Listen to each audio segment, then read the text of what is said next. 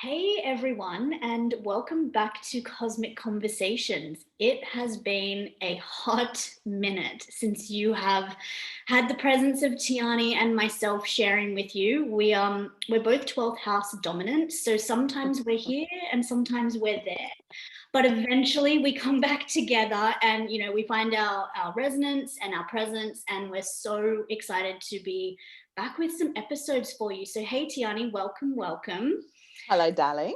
So nice to catch up with you again.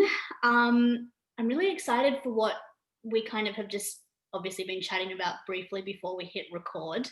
But I think it's a really important topic around myth busting, pop astrology, social media kind of presence, generation, the collective, and what are the actual transits that are kind of pushing these buttons. So I'm going to hand it over to you because I love what you already began kind of channeling and sharing with me. So what are your kind of thoughts around social media, pop astrology, etc.?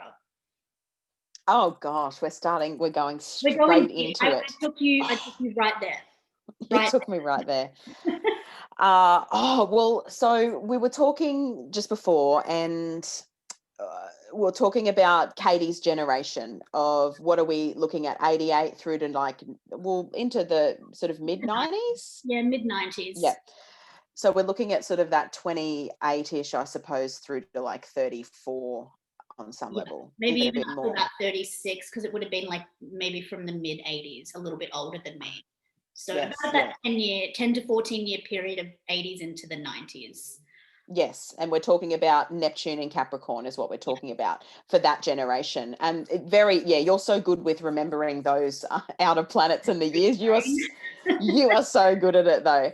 But yeah, what I have just noticed with some clients is this because Chiron in the sky at the moment is in Aries, and I think is around 6 degrees. So he's actually now making this square to all this generation of Capricorn planets. So some people have there's the Uranus, Saturn for a couple of years there, and Neptune all in Capricorn. So there's a lot of you guys who have this stellium right there. They're all conjunct, and I find the conjunction, the stellium conjunction, quite interesting too, because they're so fucking contradictory. Oh, Uranus and Saturn conjunct, yeah, and then Neptune, throw that into the mix. I mean, Right.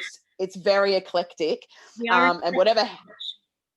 Hey, definitely an eclectic bunch of individuals, our generation. it is. It's Yeah. very eclectic, and so it's going to really come out in whatever house that's in.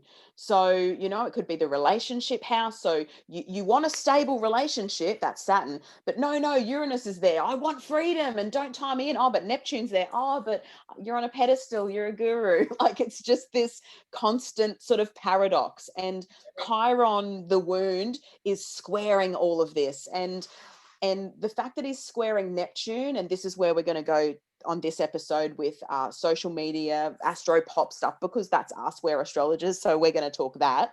Shamans are talking about the same thing at the moment. If you're there, like they're talking about cacao, and everyone's sort of doing it because what's happening is spiritual illusions are falling. I mean, that's got to do with the prevalence of 2020, but also this especially this generation, Katie's generation, with this square. I always do that. This is my square. This is how I teach. And Chiron is squaring Neptune, which will be dissolving the illusion around what spirituality really is, who you are in it, and it's going to crumble some people, but it's also going to show the truth because Neptune dissolves stuff, right? So it's and Chiron is going to heal the dissolution of what you thought spirituality was and what it really is, because really we're human. So it's I love playing with this because it's so much of my 20 years worth of work. And me and Katie were just talking, I'm just about to publish a book, and that's what my book's about. So it's this same sort of concept, and that's sort of where we wanted to go. But I want to flick back to Katie, and we will talk pop astrology culture as well, because that's passionate. But I actually wanted to bring you back in when you talked about last year the Jupiter square, setting us up for this. Yep. Yeah. Yep, for sure. So with, oops, knocking over my water to start us off.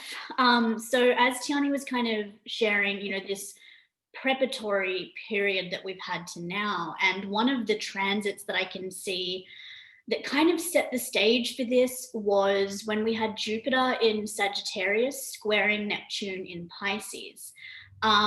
Because that was really the energy that started this kind of confusion and chaos, really kind of anchoring in and reaching a pinnacle point. Like, I'm doing my square thing as well, because really with Neptune in Pisces, the entire transit, we have been feeling this. There's been this kind of impending sense of things aren't as they seem, on a very big scale. So when we have then Jupiter, which is the planet of expansion, abundance, it's whatever Jupiter touches, for good or for ill, he will magnify.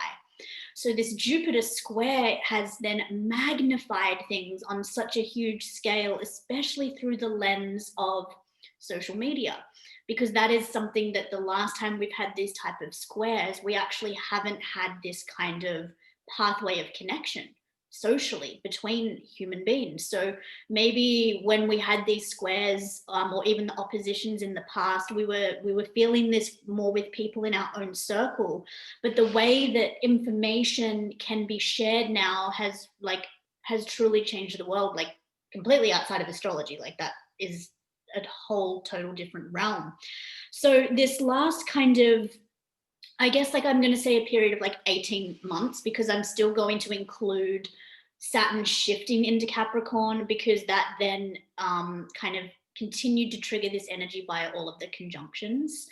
But it's sort of created this haze and this, like, how can I put it? It's like people have just sort of found themselves put in their corner a little bit. And it's like, if you're here, then you believe this, and you have to sort of stay here. And then if you're over here, that's your thing. And then people have been sort of struggling to accept and respect the many multitudes of opinions and feelings and thoughts that people have, and the North Node in Gemini with the South Node in Sag now is just taking this again. Like, that's what really kicked things off in 2020 with like misinformation and, like conspiracy theories, and again, whole other different kind of pathway with that. But just to give you guys kind of an idea of like astrologically what has been setting the tone for this. So that square was happening in your Sagittarius and in your Pisces houses. So if you look to your own chart, you can kind of see where in your own life, because it's always about then applying it to how is that kind of manifesting or being experienced for you. These are the two houses where maybe for yourself, you were experiencing this kind of questioning around like, what is real and what is not real? What am I feeling? What am I confused about? And it's really this, generally just like this epic kind of period of confusion, especially, Jupiter and Neptune, they both rule Pisces, and Pisces and the 12th house is mysticism, spirituality, the pathway to God, letting go and letting God. So all of these huge existential questions have been coming up, and I feel like people have lost their way in actually finding how to move through this in a deeper way. There's like a resistance to actually doing the work and going deeper in terms of maybe shadow work. And there's been this kind of platform or space that has brought in like this acceptance of just like shallow, quick astrology or spirituality, or a meme will make you understand the heavy concepts of life, and it's actually causing so much more confusion and I think pain for people than we're even actually realizing. That we're only just coming to this point of being able to see this kind of playing out. And yeah, I think it's a really big thing coming in now for the Neptune and Capricorn generation, because as Tiarnie said, with Chiron coming in and squaring, what planets are we talking about? I've just forgotten. What's it? Neptune is the main one, I think. Yeah. Yes. Oh, wait, no, Chiron square Neptune. Hmm. It's sextile. In Aries. No, semi-sextile. Chiron in Aries is squaring Capricorn Neptune. Capricorn Neptune. Oh my God. I was trying to like do the I was current. just like, oh my God, how did I not know that? I was like, I'm going crazy. Completely fucking up, honestly. Like, guys, I was born during Mercury retrograde, okay? And we're currently in a Mercury retrograde. So that's a perfect example of a real life Mercury retrograde individual trying to live moment. Yes. Yeah. Okay, guys. But I just wanted to continue on with what you were saying there about Sagittarius and Jupiter and stuff too, because as much as Sag is the guru, there's also this element of, you know, like when we're talking superficial spirituality, which has become a pop thing. It's just like, I'm not going deep. I'm having aha moments. I'm going to 8 million retreats a week. Oh yeah, fucking hell. I'm doing all the good things. It's like that to me, there's Neptune there and there's Sagittarius, which is exactly Jupiter, which was what was setting up last year. Right. And I feel that Jupiter, because he's so fast seeing and it's just like the bigger picture, and although the opposing is Gemini, which, you know, is logical though and discerning, but that's why the nodes being in Gemini and Sag are really bringing to the forefront this time to let go of this far-seeking, outsourcing, external, crisis, and come back in and be logical. Like there is an element of this Gemini that's about questioning things and honestly being discerning and being rational, finding facts. And it doesn't have to be facts. I can't talk facts because I don't care about facts, and I do base everything on intuition. I can't help that my chart just doesn't really like facts. But the thing is that this Gemini North Node is really pulling us all there collectively. Ask the questions. You know, it's not just give up everything to this sort of superficial spirituality, which has been very poppy, I think, for a lot longer, to be honest, than obviously since that transit. Like it's been around for quite some time, at least a decade.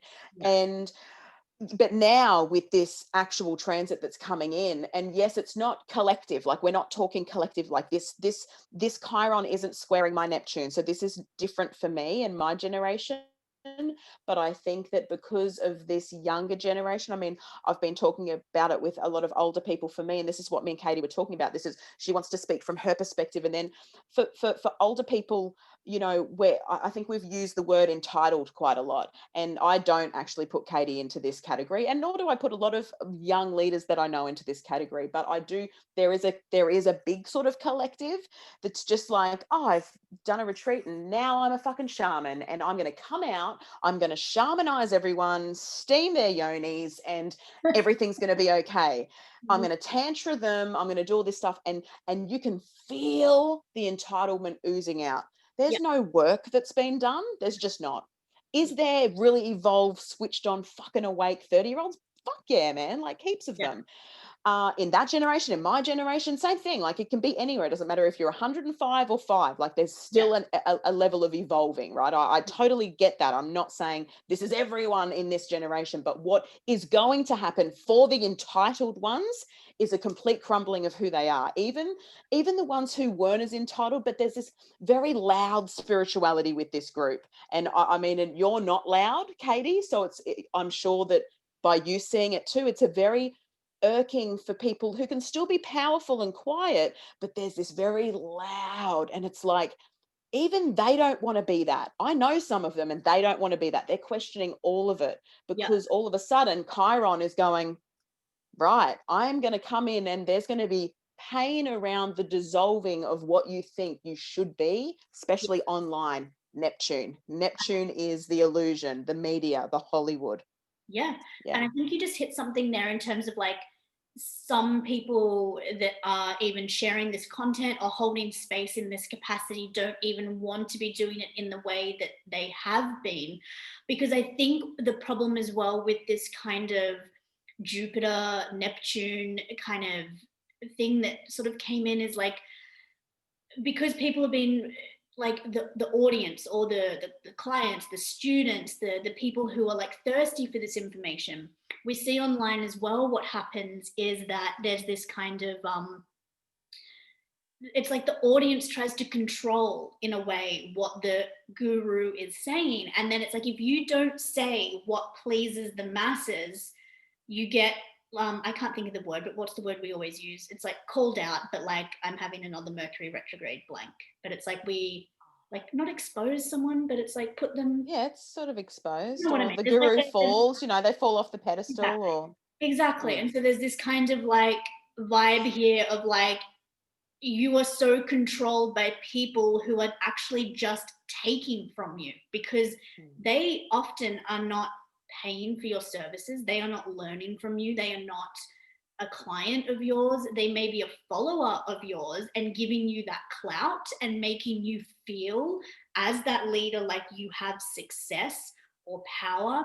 But these are the structures that are going to start crumbling down now, because a lot of us who, whether we're astrologers, uh, whatever kind of field of self development we hold space in, mm, there is a movement that is starting to happen where we are moving away from social media, or we are going to start to be. We are realizing like old school email lists are the way to go. Like, what better way to connect with people who have taken the time to register their interest with us than to reach out via personal email? Like, that is more kind of, has a wholesome or connected feel to it than just getting 1,000 or so likes on Instagram and no connection, because we're seeing that these types of connections we thought made us feel connected to people are actually pulling us further away. And I think that Chiron is going to be this kind of salve and this healing point for people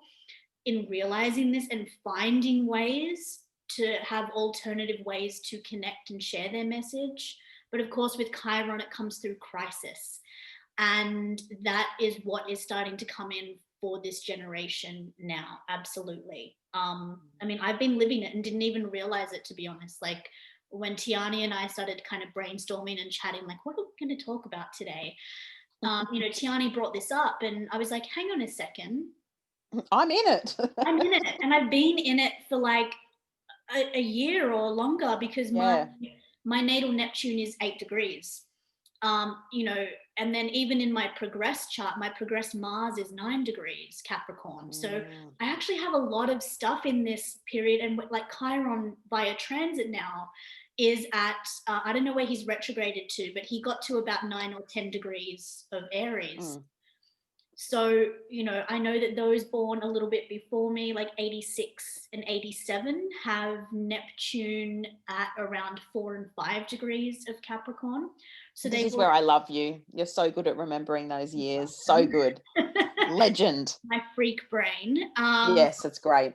But yeah, so like they've already gone through it. So if you're watching this and you were born in 86 or 87, maybe you've already kind of gone through this inner process of like, what I feel it actually is like not giving a fuck anymore. And I don't know how else to put it besides that, in terms of like, it's not about not giving a fuck anymore in terms of like what you connect with or share, but it's like not caring about pleasing, because Neptune has this energy of like, um, I feel Neptune on a collective level, it is codependent. Like, we put that more down to like Libra placements or seventh house things, but Neptune has that vibe about it because it wants to feel good.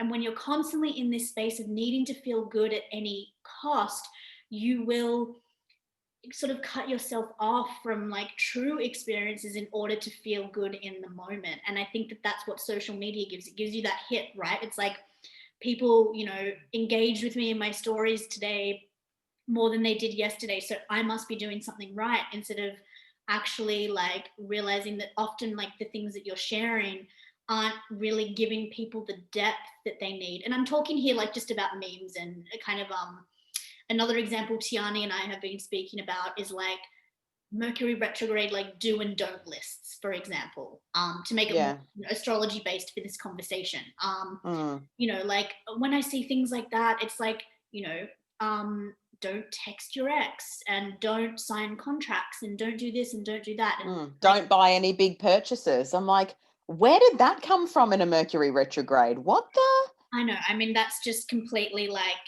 capitalistic kind of Mm. side train that's come in, because yeah, that's not like, yeah, okay, maybe it's not the best time. Oh no, I don't even want to say what I was about to say because it's not true. Like my Chiron and Neptune coming in now. Because like you cannot put your life on hold. And I think on my Instagram, I did put up like a slide of Mercury retrograde kind of tips and things like that. And there was one slide that I put together saying this, where you cannot put your life on hold for any planet or transit. That's not how astrology works. Mm. And you need to, that if there's an element of like, let me give an example, because I think people get this really mixed around. Say you've been starting to look for a new job and you've been spending a few weeks like sending your resume, like organizing interviews, and you finally get an interview and it's scheduled for like the first week of Mercury retrograde. The confusion for people comes in because they think, oh my God, like I shouldn't be changing my job during retrograde, or it's not going to flow or work. But the thing is, you prior to that retrograde were already putting in that energy and effort. You cannot control another person who then decides that they're ready to say meet with you, right? So if you have something that comes in during that retrograde, go for it. However, if during that retrograde you suddenly get this idea of like, I'm going to completely change my life and I'm going to quit my job and I'm going to do this, that's where it's a better idea to sort of slow down and be a bit more conscious and be like, sit with that during the retrograde and see how you feel when you come through it, because often it's just more a period of questioning instead of then going out and taking action. Does Mm. that kind of make sense? Is that like how you Well, at it? Well, I've got that thing that I shared with you, which is on an Instagram page with thousands and thousands and thousands of followers. And the Yeah. don't list is just like everything. Don't buy anything. Don't make big purchases. Don't make travel plans. So what? Literally don't drive your car because that's a travel plan. Yeah. Don't sign contracts. Like, yes, you might have to go over the contract again if you do sign it, Yeah. or it's a time to just make sure you're reading everything, crossing every T and dotting every I. Absolutely. And yeah, all the don'ts and do's are, again, it's so rigid and it's so spiky to me that it just, there's, if any astrology is fear, and me and Katie, we often talk to each other about like, oh, this the next 2 years, holy motherfucking shit, like, Yeah. I mean, that's really where we could go. And our next thing is this, all the Next year. fixed people, yes, we're going to be having a big old time the next few years. But the thing is that if there's anything that evokes fear, if you don't know a lot about astrology, like that's not cool. Like, I've literally had clients go, oh, this astrologer looked at my chart and went, oh, how do you this? And they said, and they've just done something with me and been put there to rest. They were so scared. They were in fear of astrology. They were in fear of their chart. They thought they had a bad chart. And it's the same with these Mercury retrogrades and stuff like that. It's like Mercury retrogrades like 3 to 4 times a year. It's nothing to worry about. And if Yeah. you do really want to understand Mercury retrograde, where is it happening in your chart? Like, that's, don't worry about anything else. Don't worry about do's and don'ts, because ultimately it might be, if it is in your third house, yeah, maybe then it might affect your communication. But if it's in your, in your ninth house, well, then it might be something different. If it's in your seventh house, it might be relationships. Like, it's going to affect you in a different way. Mercury retrograde isn't just this umbrella of it affects everyone like this. Like, it can't do that. Yeah. And I just, when it comes to this pop astrology and, and sharing these things, it creates a lot of momentum. And Katie shared something on her story like ages ago that was just, remember you showed it to me and I said, share it, it's so good. It was so good. Like, again, just the false things that are coming out. It's just like someone saying, oh, Pluto's, like Pluto's retrograde. Yeah, I woke up and I felt that this morning. Probably didn't, mate. You probably didn't feel it because Unless they're you were like, retrograde for like 5 months of the year. right, unless you were like actually like the Dark Lord himself, like you Yeah. were personified. Maybe you'll feel Pluto a bit more subtly than the rest of us, but Voldemort. I am Voldemort. completely. But yeah, guys, it's like, the retrogrades are not this thing to be feared, and if you like, Tiarnie and I have like the last cosmic conversation we did is like on retrograde planets. Like go back and watch that. I even have like an online masterclass that you can download on retrogrades. Like it's such an important thing for people to get their head around, because I think that's the most misconstrued pop astrology out there. Is like retrogrades have suddenly been this thing of like to write about. When I see a lot of posts come up, like 10-page slides on like Pluto retrograde. And like, yes, it is something that will be felt and experienced, but Pluto takes 247 years to go through the entire zodiac. So he spends so long in one sign that you cannot put down all of this information or misinformation at times into one slideshow of something that takes 24 years to transit one sign. That one retrograde for 5 months doesn't mean anything in the bigger scheme of things of the collective, because Pluto retrograde, Neptune retrograde, Uranus retrograde are transpersonal collective retrogrades. Like you are feeling that in the capacity of people born in a 20-year period of you. So that's not something like Tiarnie said, that you're going to wake up in the morning and go, oh my God, Pluto's retrograde, like I can't get out of bed. It doesn't work like that. That's not how the transpersonal and outer planets work. And as someone who's so passionate about the transpersonal planets, like it drives me mad. But yeah, I think it's an important discussion to have, because we share this not as a criticism, but as to just help redirect and reorient people who are feeling lost and confused and a bit exactly afraid of astrology. Because again, these big kind of pages that are like garnering all of this interest and sharing all of this astrology, which again is great because it's becoming more known. As Tiarnie and I both teach, so in some capacity, it's great. More people want to learn astrology. Fantastic.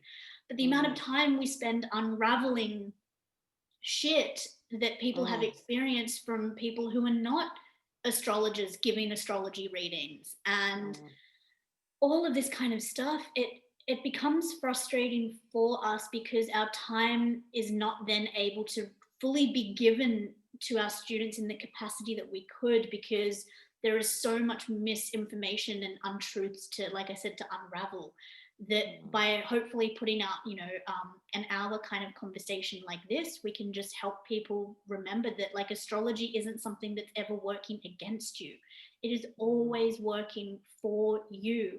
But in order to understand that, you have to know your houses and where these things are sitting. Because if you're reading generic stuff about like the Saturn Pluto conjunction, if you don't know where that is in your own chart, there's no resonance. Like you don't there's no like reference point. Yeah. Really, there's no reference point to you. Yep. And then it's like, of course it becomes scary, because if you're reading like, all of this stuff on like a global level, which is really what is the purpose of that particular transit really anyway. But you need to know where it's affecting you, because that is where that energy is kind of pushing through you and calling to be, with that particular conjunction, regenerated. Like where in your life are you being forced to regenerate yourself? That's what the Pluto Saturn and dismantled. Lots of dismantling. Exactly. So, for me, it's my 11th house. It's groups, communities, friendships, my hopes and wishes, everything I thought I wanted. Do I really want it?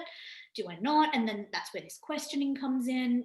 I have my natal Neptune in my 11th. So it's just exacerbating this square that comes in with Chiron. So, I can really see now how actually over this last year, there has been so much dissolving in my life in this realm that has been unexpected, but I know it's for a bigger healing purpose than I've been able to even consciously recognize. It's been a year that I've finally been able to get myself back into seeing a psychologist, a psychotherapist. I'm like, finally, and I'm able to have someone, do that deep work with me. And I know that a lot of my friends this year have been finally kind of getting that same kind of wake up call too, of just like, therapy kind of knocking on the door. Because I think that, again, with this pop astrology, pop psychology, pop spirituality, we forget the importance of actually like real-time face-to-face connection in order to go really deep into where we need to go, because a meme or a post on Instagram isn't the therapist that you need. And I think maybe that's what generationally this kind of late 20s to mid 30s is going through, because having Pluto in Scorpio as well is like, we're not afraid to go there. Like, we were the first generation, I think, to really speak up about, like, hey, I'm really anxious, I'm really depressed, like, and being open about it, right? We're not here to sweep that stuff under the rug. Like, we are here to be kind of shadow walkers in a way, and to show Exactly. people the power of that. But I think definitely just due to other kind of generational transits, I can even see with myself, like, and it's just due to like my life circumstances, even financially, like a million different things that are personal to me. But for sure, like over the last like 5 years or so, I didn't or wasn't able to have that support physically that I really needed. And so I was doing a lot of stuff myself, and I got through it and I pushed myself. But absolutely, in retrospect, like, I wasn't always working with the right individuals, like, look, I love a good tarot reading. I know Tiarnie does not, but I don't mind a nice tarot reading. But I know that there's this part of me that definitely, like, over a bigger period, like definitely my 20s, like, there were times that I was spending my hard-earned little bit of money that I had on working with individuals like that, instead of actually going and doing the deep shadow work necessary to work on my fucking shit. And so I think that this is where a lot of the questionings come in, because a lot of people have found spirituality through like Instagram tarot readers, Instagram astrologers, just other kind of ayahuasca retreats, all these kind of things, right? That are kind Oh of God, don't even get me connecting. started on that. Yeah, I know. That's Neptune. That's That is Neptune. That exactly. is hands down. Yes, it's plant medicine. It's plant medicine. I get that. But it is also a form of escapism. And that's what it is. It's again, there is Neptune is escaping reality. That is Neptune at its crux. And Neptune is addiction. And I love what oh, go ahead. you've just said there, Katie. It is very much about um, a couple of things that you've said. Firstly, great that you're seeing a psychologist, a psychotherapist, like that's amazing. And my psychologist always says to me, people will go and see healers until they're really ready to heal. She goes, and then they'll see a psychologist. And I'm like, fucking hands down, yes. Hands down, yes. And and being in the industry that we're in, we can give healing, like we do that. I could give a tarot read, like we can do all of that. So we're not saying this again to be critical. People that find those comments triggered is because they're fueling a lot of that stuff. Come to me, I will give you abundance codes, I will help you break your abundance. No, you won't. You're going to make someone feel really good for a short amount of time, then they're going to go home to their bills. Their bills don't go away, right? Like And it that it, it person can't is be. abundant themselves, because they've probably Yes. charged an exuberant amount of money to teach you how to make money or be abundant. Like, and it's like, be conscious of that, like, I'm not saying that people shouldn't be charging what they're worth. Hmm. Absolutely. But there is a limit with that, and there should be a limit with that, because the people who need that help the most are the people that don't have $500 for a 1 hour whatever, like, so that's something to be conscious of too, because I see so many people in my generation, and again, I can't speak for other generations, I'm just here to kind of represent what I know. Yeah. And I have known people that have given away thousands and thousands of dollars to healers, like they, and gotten into entanglements with people that have been really dark and really taken from them in that capacity. And I just think, like, then there's other people in the community that are really legitimate and hardworking and really, of integrity for holding space for people, and they struggle to have clients or whatever it is that they're doing, or to be seen online, because their work gets lost in the chaos of this misinformation, which is Neptune.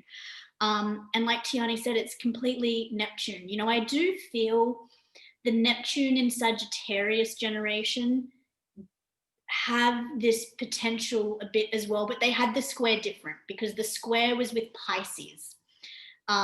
when Chiron was in Pisces.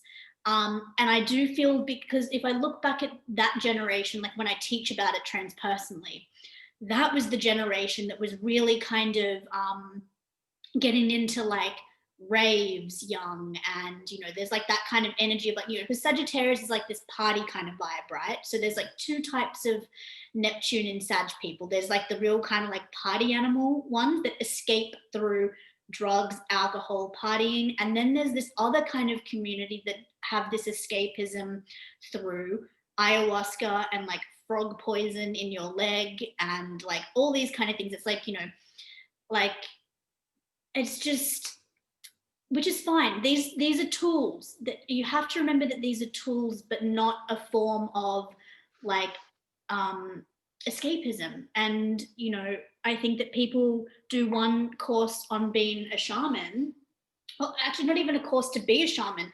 They experience like a healing, they as like a session with the shaman, and then they go out and decide that they are a shaman. And this is something that even goes into the realms, of cultural appropriation and all of these things that thankfully are really being discussed in an open platform, or a more open platform in 2020 and definitely beyond.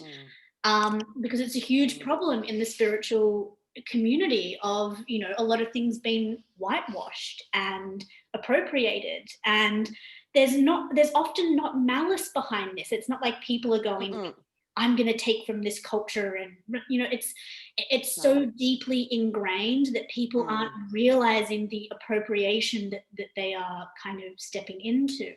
And I think that the Neptune in Capricorn generation, it's a hard Neptune placement to have, because Neptune is all about dissolution and the pathway to God and meditation and divine love, spirituality, and then it comes into Saturn's realm. And Saturn's like, what the fuck are you doing here? Like, why are you in my house? Like, this isn't the space for you. This is like a corporation. Like, this is like kind of, you come here to work and to get shit done, where Neptune wants to escape.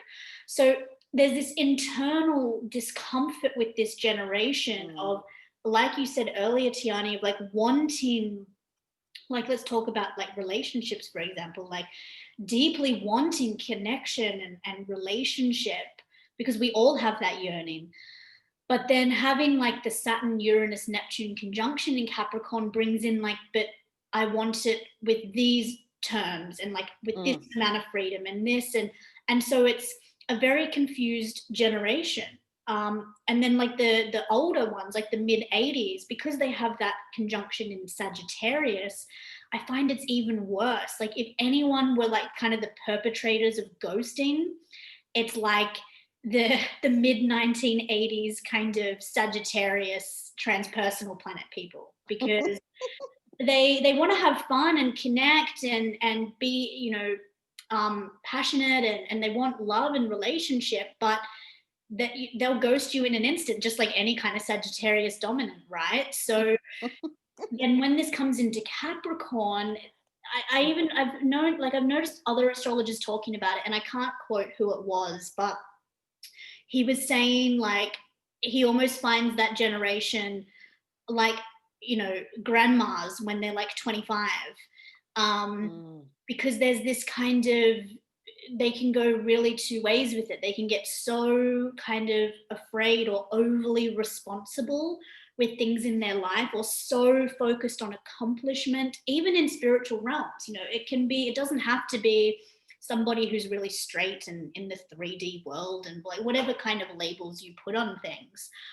But that energy can still be brought into like spirituality and into things that should be in a way more Neptunian, but they bring in this very Saturnian energy of like, has to be this way, and if it's not this way, then I refuse to engage with it. And it's almost like they need it's rigid. It's very rigid. I actually almost feel like there's an element of this generation needing to unlearn boundaries in the realm of their house where they have this natally present, because again, boundaries has kind of become this kind of like hot topic, which is amazing, because good Lord, like as a Pisces dominant, like I have needed to learn boundaries. This is my biggest theme in my life.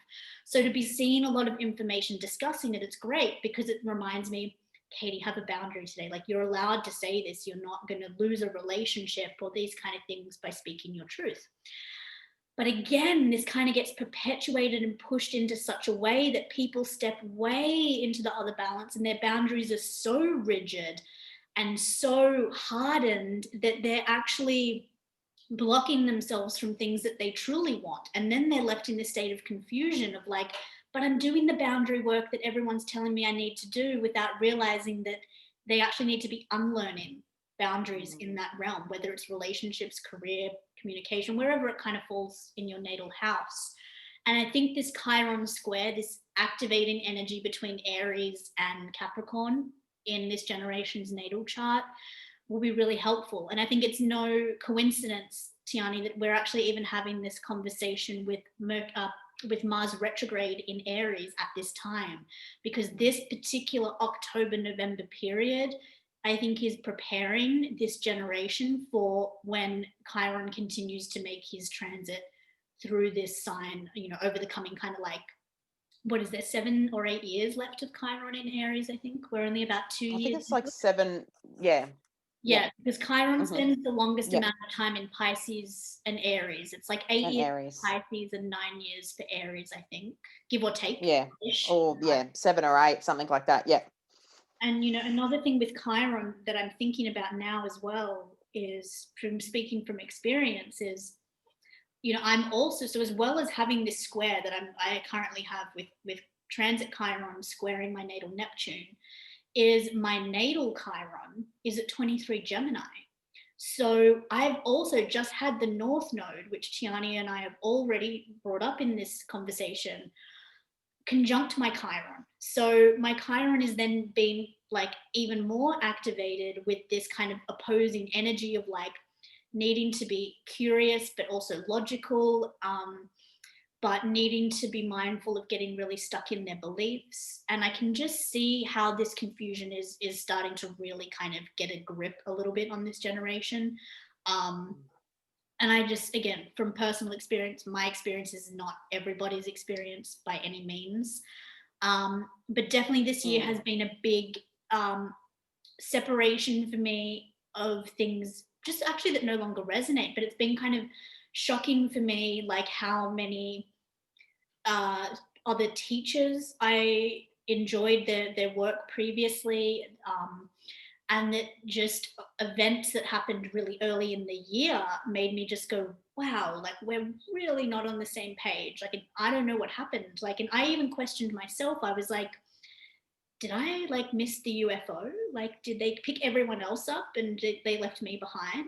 But what I realized is that I need to be here and present now more than ever with my logic and with my Neptune in Capricorn, because it actually has such a potential to really ground spirituality and ground these beautiful Neptunian energies in a way that previous generations haven't been able to. So we actually have such a key. And that's literally, I was in my head, like when I see you guys, I always, that is my like keywords for Neptune in Capricorn. Like, as much as it might feel rigid or restrained, always talk exactly what you just said. Like, I was like, this is what I'm going to say when she finishes, but you said exactly what was on my mind, and it's grounded spirituality. Like this, there is positives to having Neptune in Capricorn. There really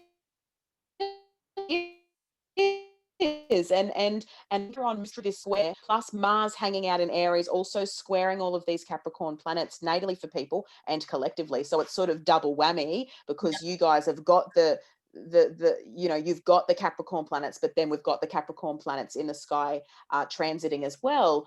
There's just this illusion will be shattered, and that's what was going to happen in 2020 anyway. Like, this was a full year of destruction. I mean, I love that it was a year of the rat, because I claimed that as the rats will rise, and the rats have been rising. There have been astrologers that we've really loved that all of a sudden you're like, oh, you like, I mean, you told me about a particular astrologer that I love that does go for Trump, and I was like, wow, he likes Trump, and I've only just really seen that happen. And I'm like, whoa, like, And I didn't realize, and not that I'm not going to be in an echo chamber of people who have to just believe what I believe. I don't believe that I have to do that.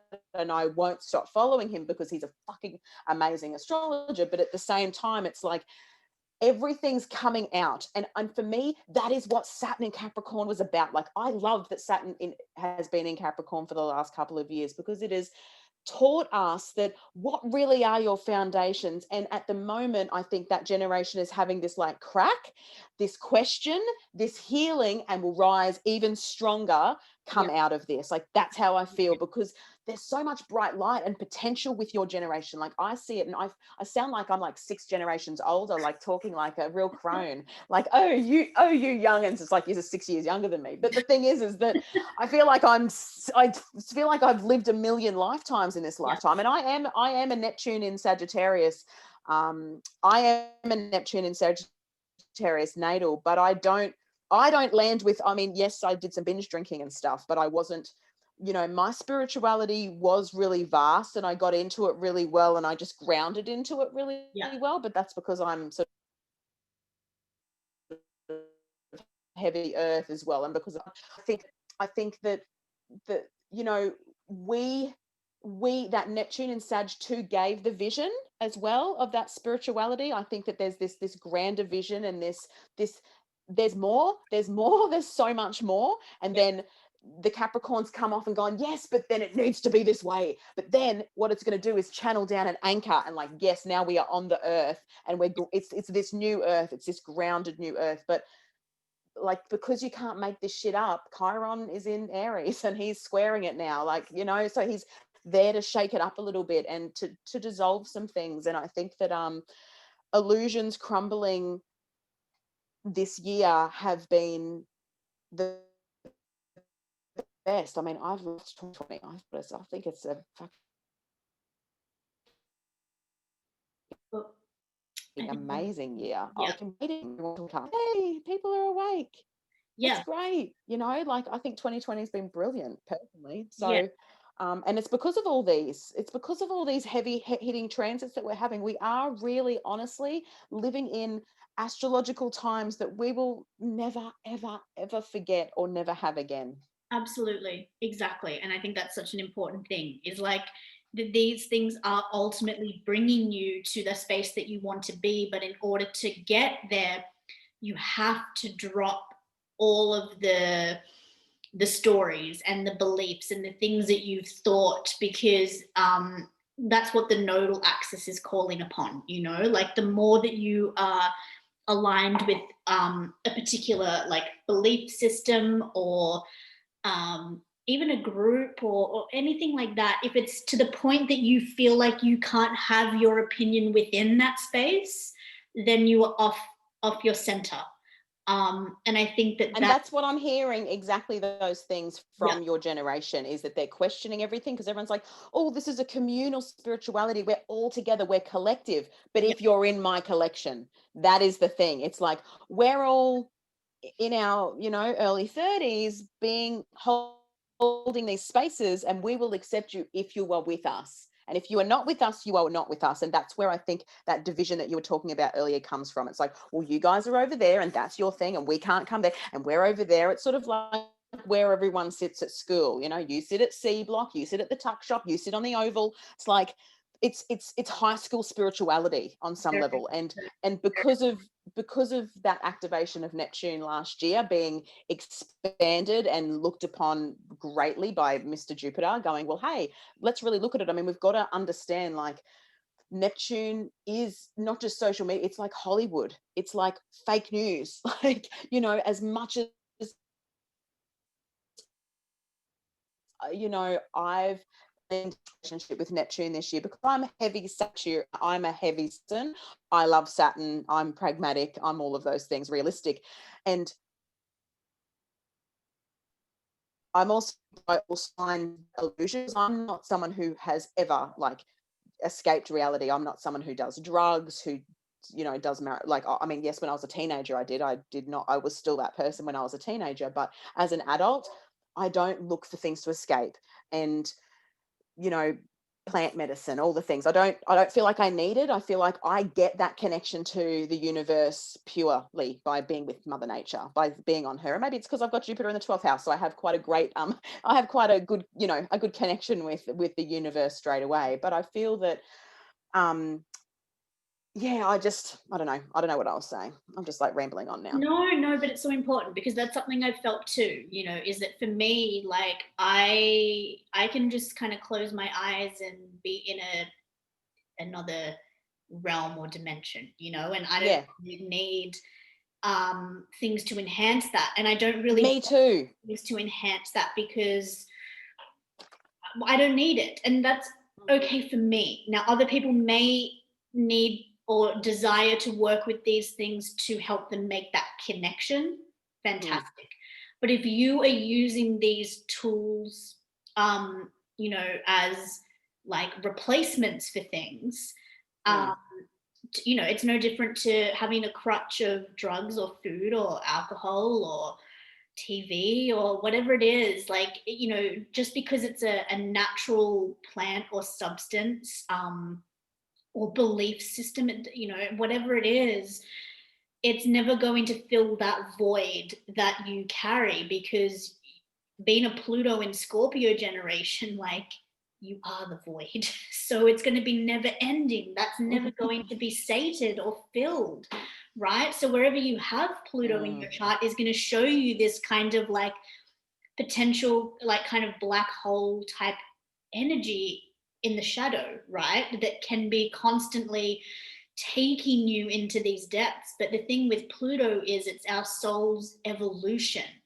So by allowing yourself to go into these places without needing something to take you there is the key to being able to evolve through and out of that kind of constant voidal dance that tends to take place with Pluto in Scorpio generation.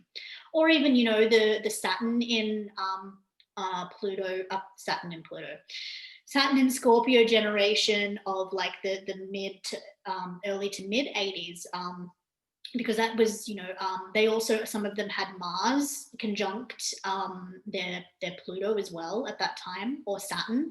So, like there was a lot of big kind of Plutonian Scorpio things happening in that mid 80s period that has been nicely sextiled by all of this transit Capricorn energy. But a lot of that is about to move into Aquarius, which is going to be squaring all of that energy. And this is something that Tiarnie and we're going to do a separate video on that. Exactly. We're going to do a separate conversation because it's huge. And I think I even wrote about it a bit in my newsletter yesterday, just sort of saying that like fixed dominance, like, are about to feel it like big time. And we have so much to learn collectively, like everyone, from our cardinal dominant loved ones, because those that have strong cardinal axis energy have been going through this so deeply, like the last, maybe I'm going to say broader, like 3 years, 2.5 to 3 years.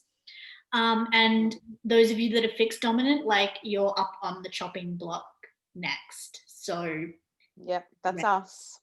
It is me. All of that shit is turning retrograde on my sun and my opposite my moon exact. So I'm just like, okay, it'll be good. All is well, but it's a preparatory period. And I think, by sharing this information and teaching people how they can find this information instead of just reading it generically, like, it's why even with when I do occasionally share, because I don't share a lot on social media, because frankly, like, I fucking hate it.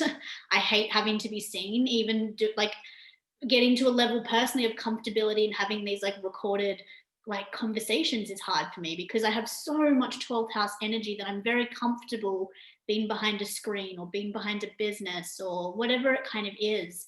But there's been a huge learning curve for me to kind of step out with that more. But when I do with my posts, I always try to teach with them. Like, I'll talk about Mercury retrograde, but I will give you the degrees to look for it in your own chart. And if you can't figure that out, then hey, reach out to me and I can help you figure this out. I can teach you these tools instead of just giving you all this information and you being like, what the fuck do I do with this? And I think that is like one of the biggest problems. It's like, in some ways, certain spiritual techniques and tools are no longer sacred. And I think it's amazing, again, that things are more accessible for people. I'm always behind people having access to what they need to connect to themselves. But at what cost if people aren't actually honoring the tools and the gifts in a way that actually benefits them, instead of kind of like appropriating things from every kind of different corner. So I feel like I'm ranting now, but I'm coming back in. No,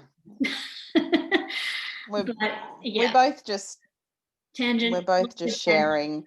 I think that it is, you know, that's what these conversations that me and Katie are, it's like we're having a cuppa together, and Yeah. we just want to expose that. We want to expose truths, or we want to share about our own learnings, experiences, teachings in the chart. So it's not just generic. It's not just all day every day. It's not bandwagon shit, but that's easy. That's the easy part. But sharing the humanness of what Katie just shared then about not wanting to be seen, and, you know, and me and Katie, you know, we're good friends, but still, before she presses record, it's not just this easy thing that she's doing. She's a little bit like, okay, I'm going to giggle, I'm this. She's not, it's not just this, like, it isn't, it's not just, yeah. And then sometimes it's like, okay, that was shit, like, let's re-record again, because, you know, there is this sense of you know, that 12th house dominant and just wanting to be secluded. That's just, unfortunately, that's just when you're 12th house, like, you want to be hidden away, like, that's just a part of it. But we've both got 12th house and we've both got 10th house, and 10th house as well, you're going to be seen in some way. It's your career, it's a part of what you are. And for me, in my 10th house with my moon exactly conjunct Ceres in Cancer, I talk about these things because I feel like I want to nurture the collective.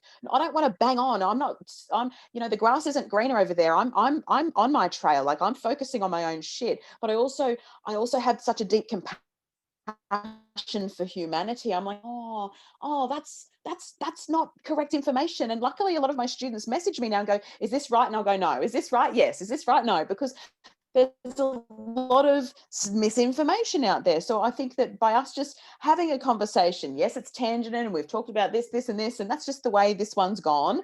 It hasn't just been a direct, we're only talking about Neptune, or we've talked a bit about different sorts of generations and sort of squares, and, you know, the revealing of, you know, and what Neptune is about and those things. But this is a normal conversation that two astrologers will have. I mean, all me and Katie do is talk astrology. Like, we don't go, oh, so what did you have for dinner last night? We couldn't give a shit what we ate for dinner. We are only talking about, well, have you seen my transits in 2 years? Oh my God, you should see my progress chart. Oh my God. Like, that's just what we do. Like, that's the only thing we do all day, every day. So the thing is that we want to invite you in on it. We want it to be real. We don't want to be editing and making it, oh, we are going to teach you exactly the heritage of Neptune and everything. We're going to do it exactly perfectly. We're going to be messy. And because this is human, this is the way we are, and this is how we teach, and this is how we interact, and this is why we have businesses where we teach astrology, because we want it to be real. We want it to be, I call it with my astrology course, like, it's grassroots, it's organic. Like, you know, I have so many people go, I've been studying astrology for years, and they do 1 week with me and they're like,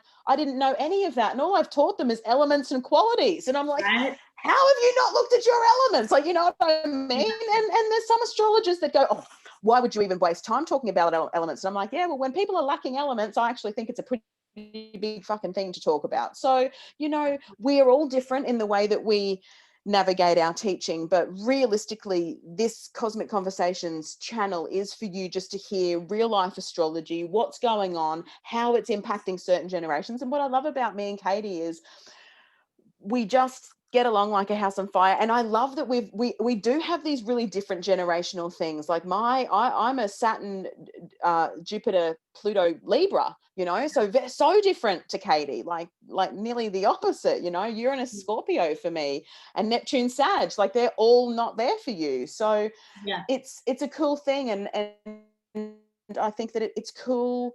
Well, I hope that what you guys get out of this is just this cool conversation that you can, you know, pick from, learn something about, take some notes, go, oh, that's a cool thing. I didn't realize that X, Y, and Z was happening. And, oh, I've got Neptune in Capricorn. Shit, this is what I'm going through. Like, and that's why I brought it up, because I'm seeing a lot of these people in their late 20s and early 30s going, where do I fit into this facade spiritual community that I really thought I was a part of, that I really invested in, and now Chiron comes along, and yes, there's a healing quality to it, but there's also, like Katie said, that crisis to it. Like he can also bring up pain around that. And with Neptune, it is about this shattering. It's just like taking the rose-colored glasses off and going, now I see it clearly for what it is, and I can ground in my own sense of spirituality. But I think a funny thing about Capricorns too, and Capricorn energy is sort of the rules, right? This is the rules. This is how you're spiritual. And if at the moment it's loud and it's this, and I've got all my clothes off and I'm naked and I'm selling my body for spirituality, guess what everyone's doing? They're doing the same thing. And I just find that that's the interesting thing. And, maybe because I've got my South Node in Aquarius, and I'm sort of quite Uranian. I just like, if I'm, and I know that a South Node Aquarius, the sort of tip is, don't rebel just to rebel. Like, don't just be an asshole. Like, if someone says something, don't go, nah, not doing it just to cause a scene. And I really don't in my heart think that I'm doing that. But there's this level of, I love Capricorn's like stick to itness, So if Neptune's in Capricorn, guess what it's going to do? It's going to stick to a script. If this is what I need to do, well, this is what I'll do. But all of a sudden, there's going to be these challenges that are all happening now. And it's like, oh, okay. So there's these challenges coming and there's these crisis points. I'm questioning everything. And look, I believe that this is just a natural part as well. It's organic, it's evolution. I think most people would, some people don't, because some people are 50 and they're still tacking onto that sort of stuff. They're still pulling angel cards every day. And I think that, yes, when Katie said earlier, I'm not into doing that, I'm just not an outsourcing person. That's just it's just not in my nature. I don't go to readers, I don't go to heal, I don't do those things. I have very few people that I would ever give my energy, time to, and money. But ultimately, ages ago, Katie, in one of your courses that I was doing, you were just like, you were like, firstly, we were all talking about, like, got to ascend, right? Like, there's this to ascend, you've got to descend, you've got to go into the shadow, you've got to go into that. And I think that that's a lot of psychological work and astrological work, I think, right? But then there was this thing that you were just like, angel cards just won't do it anymore. And I just cracked up laughing, because you were just like, you just can't pull an angel card for everything, right? Like, it's beautiful, it's affirmative, it's supportive. I love the angels. I still do. Even when people go, they're not real. I worked with the angels for a lot in my 20s. Like, I was a Doreen Virtue girl, right? Like, I totally loved the angels. So, and I'm not even ashamed of that. Like, she's having her own I hate saying that word. Existential. I always try and say existential crisis. I mean, she's having her own one. Like, it's all good. I still love her. But hey. I said we all kind of are. Actually, when I looked at her chart, because she's Saturn in Sagittarius, so she was going, like, that was her second Saturn return that sent her. And then, but she's also Venus in Pisces like me, and Saturn in Sag. And I was like, is this my future? I'm like, it can never be me. Like, it'll never be me, guys. Like, I promise. Is this my future? It kind of scared the shit out of me. I was like, fuck. Like, all right. Katie goes, Chris. Well, she doesn't have Pluto in Scorpio. True.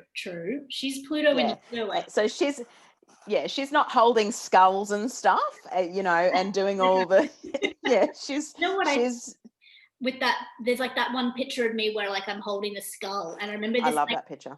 Thank you. And I remember this astrologer that I'd seen, like, when I was living in Bali, she commented, like, really outraged, like, why would you, like, what's with the skull? Like, what's the astrology reference? And, like, I didn't even think about it at the time, like, because I blocked and deleted her straight away. And I'm like, that's the most Pluto and Scorpio thing ever. I was like, I'm not even going to give you an answer. I'm just going to, like, fucking delete you. Like, bye. But, like, because I just look at it going, like that was the aesthetic at the time. Like, I listened to, like, metal music and stuff. Like, I can still be an astrologer and listen to metal. Like, go. We can still be dark and fucking rad light. Like, we can. Both. It has to be both. Like, it has. It so is both. But, my love, I'm going to wrap this up because the alarm that I set didn't go off. So we've talked a bit longer. I was thinking we've gone quite long. I don't know how long it's been. Like, this time is, like, feeling eternal. We're getting so much out and the alarm's not going off. I don't know. Maybe I didn't actually turn it on. So, I you would know, say that that's probably what happened. exactly, Mercury retrograde, natal Yes. Mercury retrograde. But everyone, I hope that you have found this conversation enjoyable. You know, I loved what Tiarnie was kind of just wrapping up with around our intention with this. And it's just like we want to invite you in on our like Facebook Messenger conversations that we tend to Pretty share. much. So thank you all so much. We Thank definitely you. intend to do these more, but I think both of us being 12th houses, we don't want to put dates and stuff on it because life is life. And we will bring these to you when we feel aligned and connected and we feel like we have something important to kind of share with you all. But we were getting such amazing feedback, and people kind of wanting this more from us. So, Mm, you know, thank you so much for being in this yeah. space with us and sharing and connecting and engaging, you know. So feel free to comment, you know, your feelings and things that this has brought up with you in the comments too. We're happy to connect with And you. topics, if there's something that you want us to talk about, just like Absolutely. honestly, we'll talk about anything. We So literally talk just about anything. So, we will. Anything astrology, we are down for that. So yeah, yeah. okay. Well, thank you all so much and we will see you soon.